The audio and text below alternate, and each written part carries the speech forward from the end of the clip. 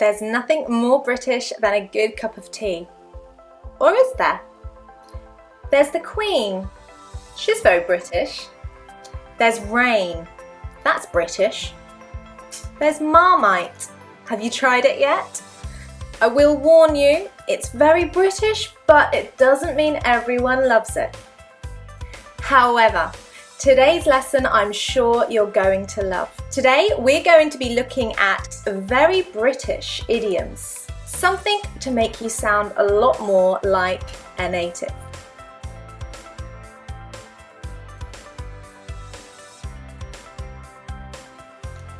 Okay, this is actually very hot, so I'm just putting it down for a second while we get on with the lesson. Now, when I say British idioms, I'm sure the first idiom that pops into your mind is "it's raining cats and dogs." That is a very British expression, however, that's not what we're looking at today. Now, we all know how much the Brits love their fish and chips. And my first idiom, it's cheap as chips.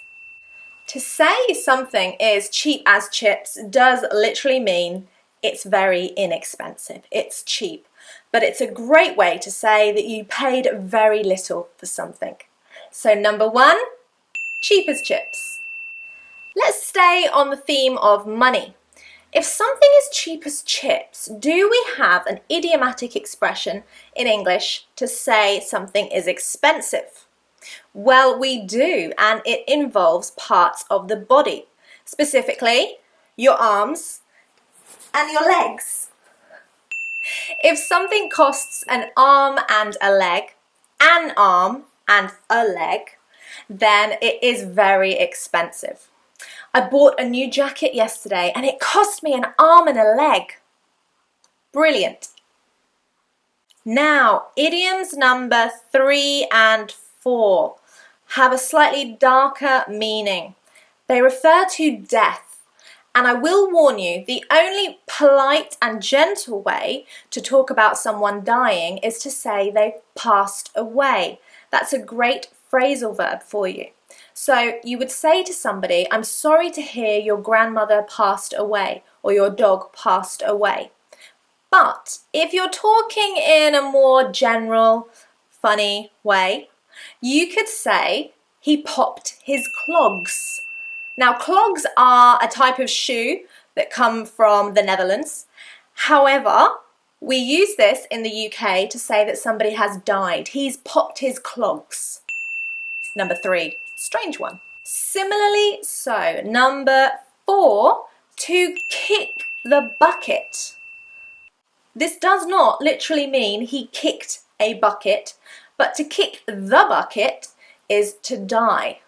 And again, not something you would usually say when you're trying to console or make someone feel better. So it is kind of said in films or in a funny way. Now, these are great idiomatic expressions to describe personality. There are very often 2 categories of people. There are dreamers and there are realistic people. I think I'm quite realistic. Sabrah's a bit of a dreamer. To describe these types of personality, we have 5. To have your head in the clouds.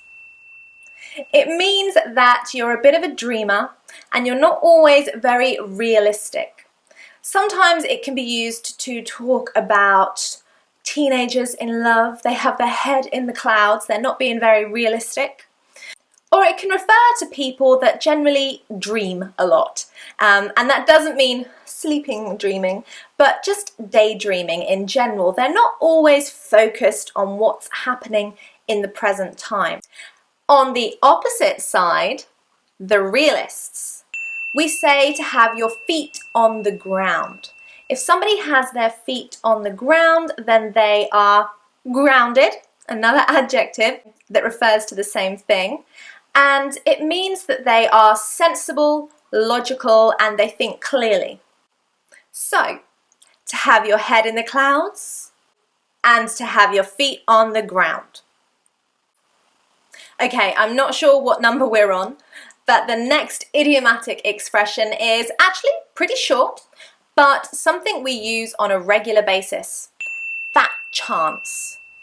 Now, this is simply an expression and an exclamation. It's usually said when somebody is asking you to do something or suggests something is going to happen. So, are you going to pass the exam? Fat chance. This is obviously suggesting that something is it's not going to happen. Fat chance. Will you go out with me on a date? Fat chance. As well as this, we also say, pigs might fly. Now, I don't know about you, but I have never seen a flying pig. And to say pigs might fly, again, suggests that something is just impossible and not going to happen. I'm going to win the lottery the weekend. Pigs might fly. Now, have any of you studied British literature? Some of you may have heard of the book or film Alice in Wonderland. This was written by Lewis Carroll, and from this book we take the expression to be as mad as a hatter, to call someone crazy, or bonkers if you watched our slang lesson. So to be mad as a hatter, mad is a synonym of crazy, and hatter, of course, referring to the Mad Hatter in Alice in Wonderland. A great film if you want to improve your English and have fun at the same time. Once in a blue moon. Now this is not referring to the colour of the moon, but actually to have a blue moon means to have 2 moons in 1 month. So if there is a second moon in the same lunar cycle, then this is a blue moon. This is quite a rare occurrence, and so to say once in a blue moon refers to the fact that it doesn't happen frequently and it is rare. So I watch football once in a blue moon, maybe less. Okay, those were some idiomatic expressions to help you sound a little bit more British. Why not try them next time you're talking in English to help you sound a little bit more native? Thank you for watching. Don't forget to subscribe and even share this lesson if you thought it was useful. Bye.